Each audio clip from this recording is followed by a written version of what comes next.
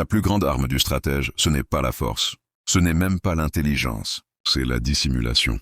Celui qui paraît inoffensif, qu'on sous-estime, finit toujours par frapper sans prévenir. Alors, apprends à jouer au fou, pendant que tu calcules dans l'ombre. Le pouvoir aime la surprise. Plus tu sembles inoffensif, plus les autres se détendent. Et quand ils se détendent, ils montrent leurs failles. Les esprits arrogants méprisent ceux qu'ils croient inférieurs, et c'est là qu'ils tombent.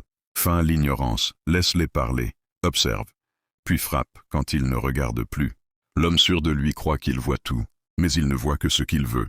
Donne-lui l'illusion d'avoir le contrôle, et il t'offrira sa confiance. Donne-lui raison, flatte son ego, laisse-le croire qu'il t'enseigne. Chaque mot devient une porte ouverte vers sa faiblesse. Et quand le moment vient, le masque tombe. Le serpent n'effraie pas en sifflant. Il avance sans bruit, caché dans l'herbe. Son secret? La patience.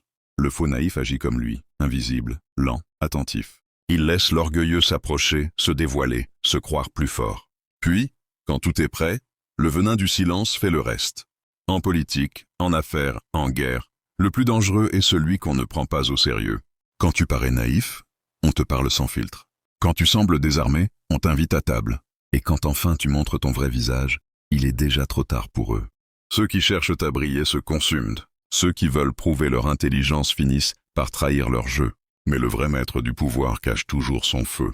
Il sait qu'un imbécile qu'on croit inoffensif peut détruire un empire. Alors souris, laisse-les parler, et retiens, celui qu'on croit bête est souvent celui qui gagne. Jouer au niais pour attraper les niais. Dans un monde de loups, celui qui paraît inoffensif est le plus dangereux. Ne révèle jamais tout ton jeu. Laisse-les te sous-estimer, et surprends-les quand il sera trop tard.